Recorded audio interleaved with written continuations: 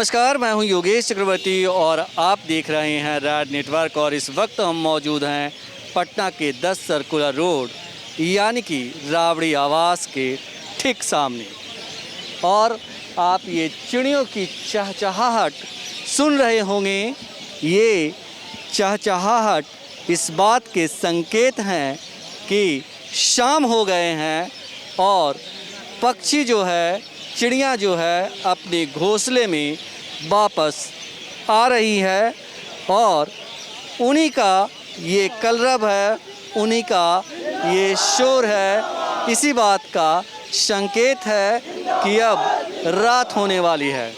लेकिन जैसे जैसे रात हो रही है, शाम ढल रही है और वैसे वैसे 10 सर्कुलर रोड यानी कि राबड़ी आवास पर लोगों का मजमा जो है बढ़ता जा रहा है।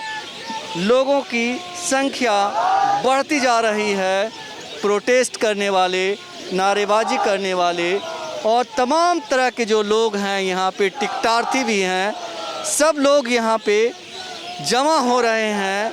और ये मजमा जो है देर रात तक यहाँ रहता है, क्योंकि प्रतिपक्ष के नेता तेजस्वी यादव अपने चाहने वाले को, अपने समर्थकों को देर रात ही मिलते हैं, दर्शन देते हैं।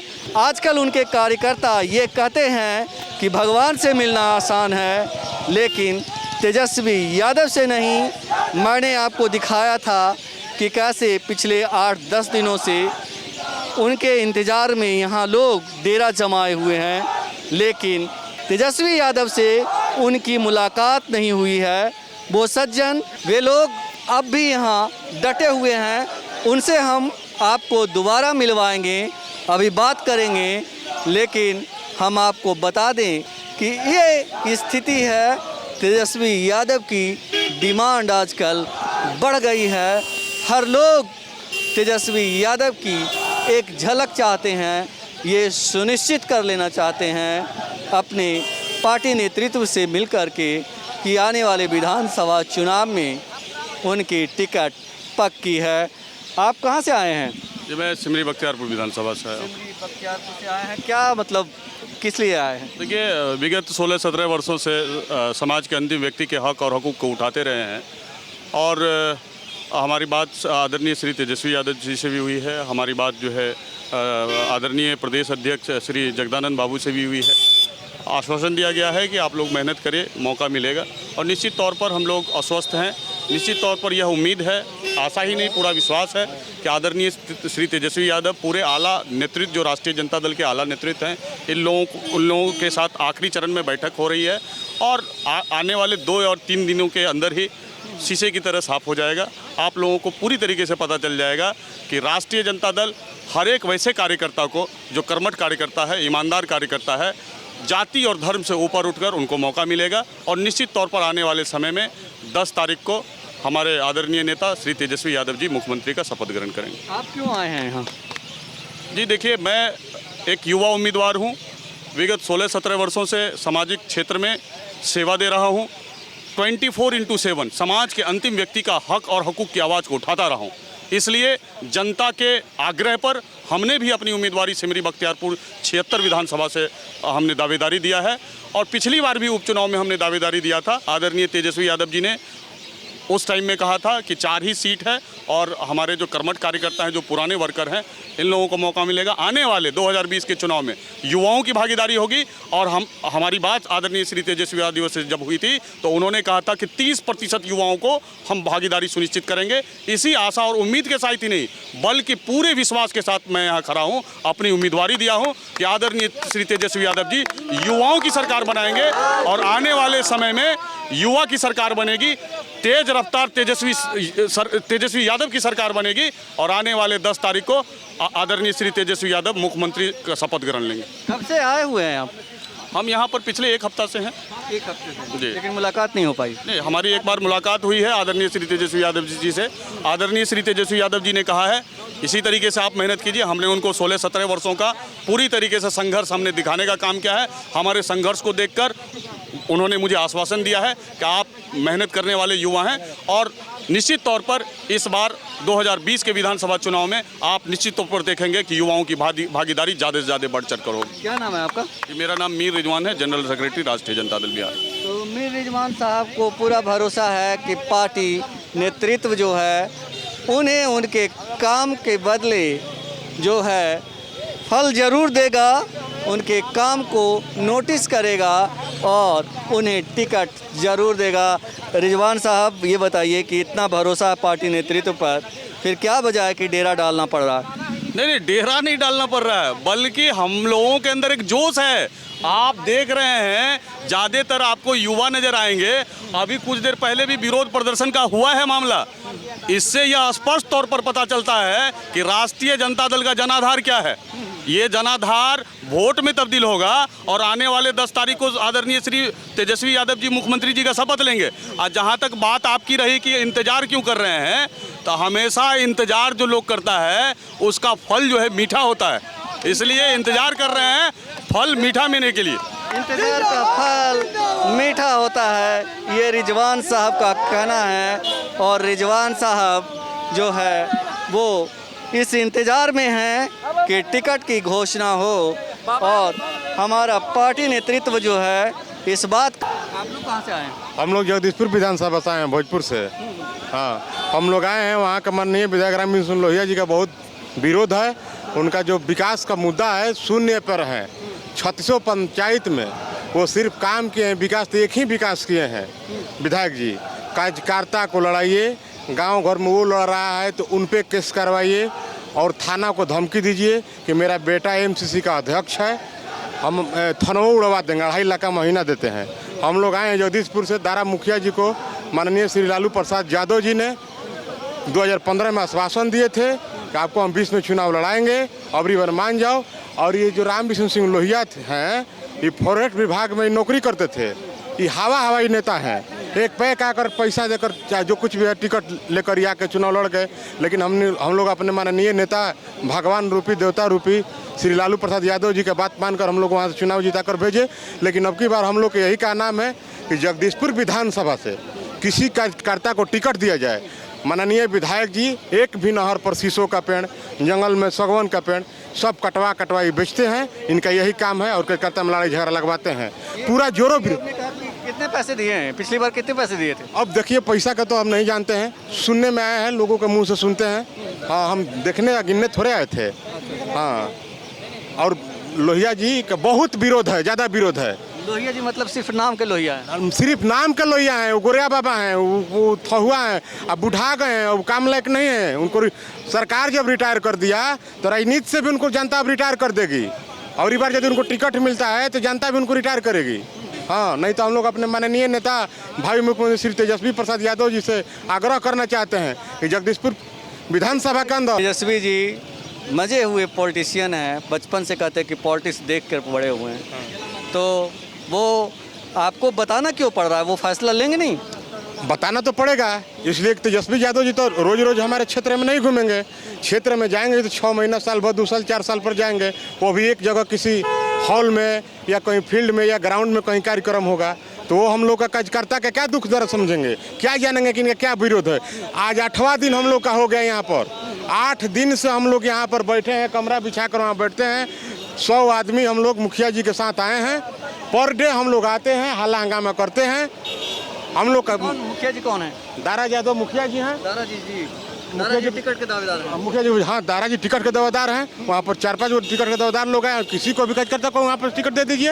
हाँ, हम लोग यही क्या मांग है माननीय प्रतिपक्ष। मेरी बात हुई थी 2 दिन पहले और दारा जी आज भी जमे हुए हैं। मैंने आपको दिखाया था कि जगदीशपुर से कुछ लोग हैं और ये भी बताया कि दारा जी जो हैं लालू यादव के साथ कंधे से कंधे मिला करके आंदोलन किए हुए हैं। और दारा जी ये बताइए कि तेजस्वी यादव जी से आपकी मुलाकात हुई कि नहीं हुई? अभी तक नहीं हुआ। नहीं,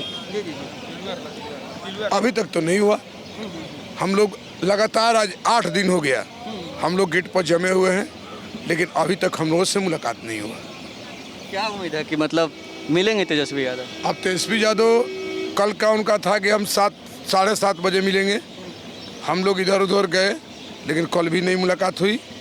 आज लोग बोल रहे हैं कि 7 बजे मिलेंगे, तो कुछ लोग बोल रहे हैं कि दिल्ली चले गए। यही बात है।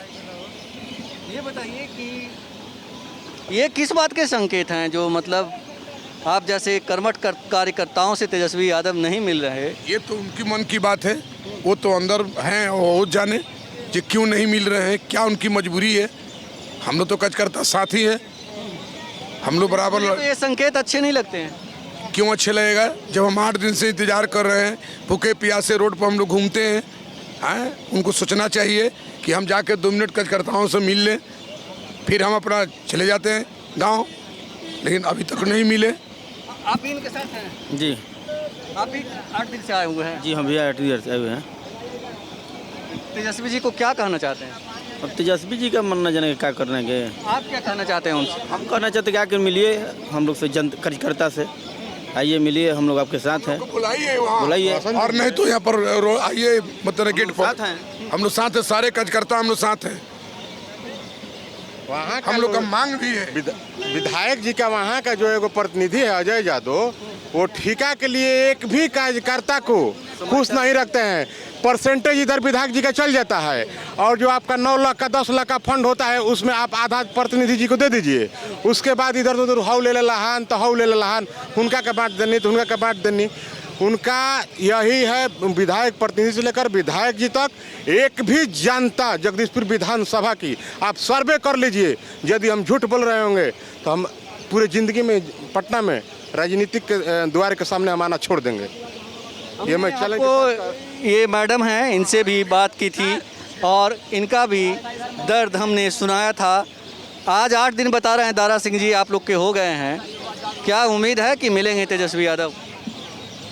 जी उम्मीद तो है, उम्मीदें पे हम लोग 1 सप्ताह से यहाँ इनके गेट पे पड़े हुए हैं कि अब हमारे नेता मिलेंगे, आज मिलेंगे, 10 मिनट में मिलेंगे। अंदर से ये रिपोर्ट भी आता है कि शाम को भेंट होगा, सुबह भेंट होगा।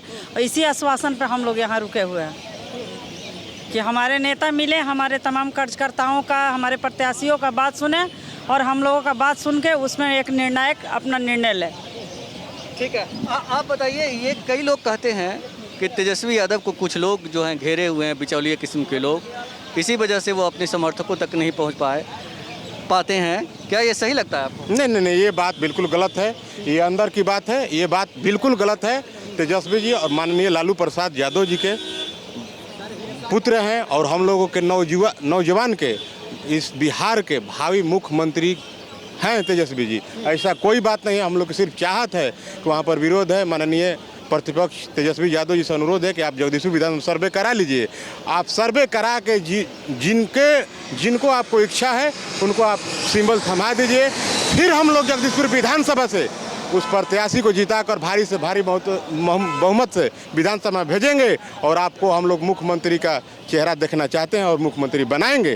तो सुना है आपने किस तरह से तेजस्वी यादव का क्रेज है। लाख विरोध के बावजूद लोग उनका विरोध नहीं करते, उन्हें मुख्यमंत्री के तौर पर देखना चाहते हैं, उनकी भलाई चाहते हैं। बस इनकी ये जो लोग हैं इनकी चाहत बहुत छोटी है कि एक बार आएँ, मिलें, भरोसा दें और सही लोगों का चुनाव करें।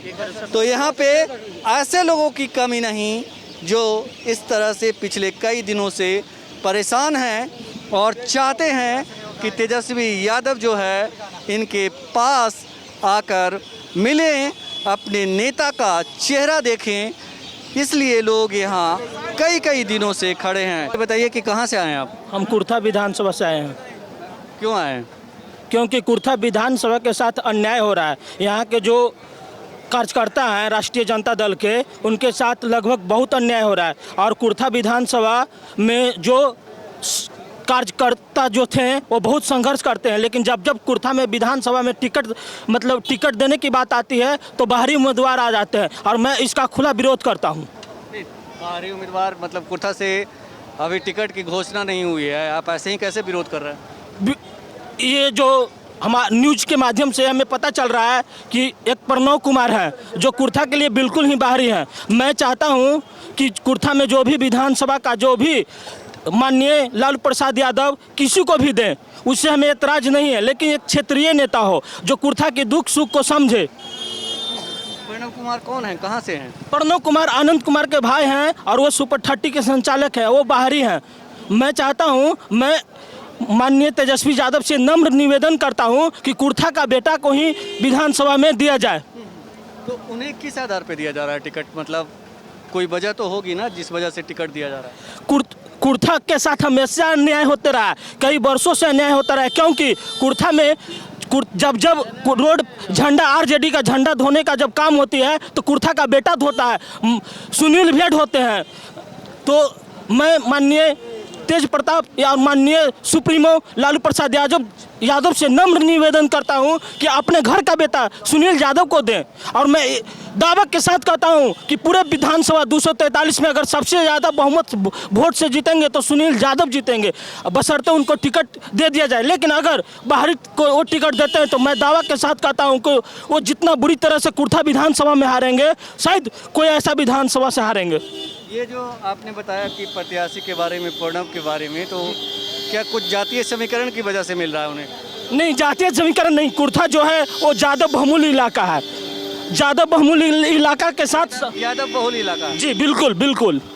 और जो हमारे कुर्था के जो जमीनी कार्यकर्ता हैं सुनील भैया, वो बिल्कुल यादव हैं। और मैं जातिवाद नहीं करता हूं, लेकिन कुर्था के साथ अन्याय आखिर क्यों हो रहा है? मैं माननीय लालू प्रसाद यादव और माननीय तेज प्रताप भैया चाहे तेजस्वी भैया से पूछना चाहता हूं कि अगर आरजेडी का झंडा धोने का काम होता है तो हमारे घर का बेटा धोते हैं। बुरे दिन में मतलब कार्यकर्ता काम आते हैं तो टिकट के समय भी कार्यकर्ता को टिकट दिया जाए। प्रणव को टिकट देने की और क्या वजह हो सकती है? वजह यही हो सकती है, पूंजीवादी व्यवस्था है, रुपया दीजिए टिकट पाइए, ऐसे ये हम पूंजीवादी व्यवस्था में आप क्या कह सकते हैं? मतलब आप कह रहे हैं कि टिकट बेचा जा रहा है? जी बिल्कुल बेचा जा रहा है। आप कुर्था में सर्वे मैं माननीय लालू प्रसाद यादव से खुलेआम कहता हूं कि सर्वे करवा कर देख लीजिए। कुर्था का अगर बेटा विधानसभा में नहीं जाएगा तो मैं बिल्कुल दावे के साथ कहता हूं कि चुनाव हार जाएंगे। नहीं, आपको नहीं लगता कि आप अपने पार्टी नेतृत्व को बदनाम करने का काम कर रहे हैं? नहीं, बिल्कुल नहीं। मैं पार्टी को बदनाम नहीं कर रहा हूँ, मैं पार्टी से नम्र निवेदन करता हूँ, हाथ जोड़कर विनती करता हूँ कि आप कुर्था का बेटा को ठीक टिकट दिया जाए, चाहे कोई भी हो, उम्मीदवार कोई भी हो, लेकिन कुर्था का बेटा हो। जो कुर्था दर्द जब आती है कुर्थे के सीने में तो कुर्था का बेटा ही दर्द को समझेगा, बाहरी लोग क्या समझेंगे? कुर्था की नली गली आप देखिए, सर्वे करवा लीजिए, जब गड्ढा आती है तो पूरे भर जाती है, लेकिन जब कुर्था का बेटा ही नहीं रहेगा तो एक क्या बोले, मतलब गाड़ी से आएंगे और चुनाव जीत कर चले जाएंगे, ये तो हवाई होगी ना सर। तो इस तरह से लोग जो है बाहरी उम्मीदवारों का विरोध कर रहे हैं। हालांकि ये कयास है, इसमें कितनी सच्चाई है कहा नहीं जा सकता। आप भी कुर्था से आए हैं? हमें कहना है कि कुर्था विधानसभा क्षेत्र में स्वागत करते हैं यहाँ के जो कमेटी देने वाले हैं उनको, लेकिन वैसे के दें जो कि सरकार बना सके, वैसे के नहीं दें जो कि यहाँ हार से आ सके। तो हम कुर्था वासियों ने 3 प्रखंड है, तीनों प्रखंड में बैठक किया पूरे जनता के साथ, उम्मीदवारों के साथ, और बैठक के द्वारा जितने जो यहाँ बायोडाटा जमा किया उन सबों को एक लिस्ट तैयार किया जो 16-17 गो का यहाँ लिस्ट है। निवेदन के साथ ये कहना चाहेंगे कि कम से कम एक नज़रिया उस लिस्ट पर देखें, उसके बाद जितने जो बायोडाटा जमा किए हैं बाहरी हो या अंदर, और उनमें से प्रतियोगिता करा करके देखें, अगर तनी से भी कम हो जाए तो यहाँ के जनता जो है से उनको मानने के लिए तैयार होगा। अगर वो प्रतियोगिता में हार जाता है, पैसा में भले ये नहीं कह सकते कि पैसा में ज़रूर उन जो है उस उम्मीदवार कम होगा, लेकिन बुद्धिता कार्यकर्ता सारे चीज़ में जो है से आगे रहेगा। आप क्या कह रहे हैं कि पैसे पे टिकट दिया जा रहा है? हाँ, यहाँ पैसे पर किया जा रहा है। वैसे कार्यकर्ता को जो हम देख रहे हैं, हम उस समय से हैं जिस समय से लाठी में तेल पियामन के समय से हम जुटे हुए हैं, और आज भी इस उम्र में हो गया है, देख रहे हैं मेरा, उस समय से हम देखते आए हैं।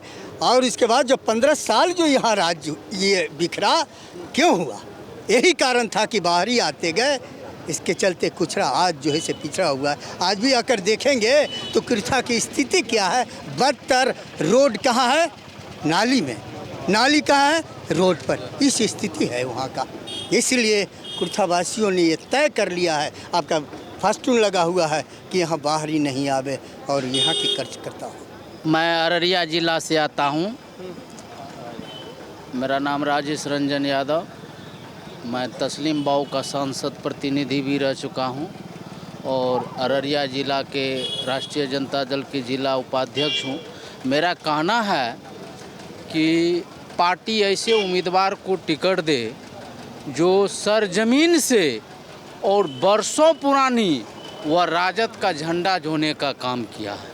मैंने जो राजद का झंडा ढोने का काम किया है उन्हें अगर बायकाट किया जाए तो ऐसे कार्यकर्ता का मनोबल तो टूट ही जाएगा। और जो कार्यकर्ता नहीं रहा है हमारे दल में, दूसरे दल से आके अगर उसको टिकट दिया जा रहा है, अररिया लोकसभा के 6 विधानसभा में ऐसे उम्मीदवार को दिया जा रहा है, तो हम इतना जानते हैं कि कार्यकर्ता का मनोबल जरूर टूट जाएगा।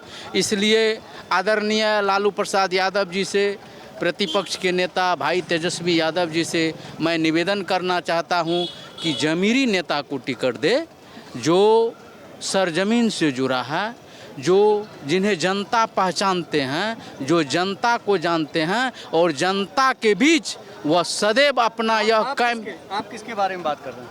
मैं अररिया जिला के 6 विधानसभा के बारे में बात कर रहा हूं कि वहां पर जमीरी नेता को टिकट दे जो पहले से कार्यकर्ता रह चुके हैं। नए आदमी को मत टिकट दिया करे। जैसे जदयू से आए सिकटी विधानसभा से माननीय शत्रुघ्न मंडल जी, अगर उनका हवाई उड़ रहा है कि उन्हीं को टिकट मिलेंगे, तो ये सब नहीं होना चाहिए।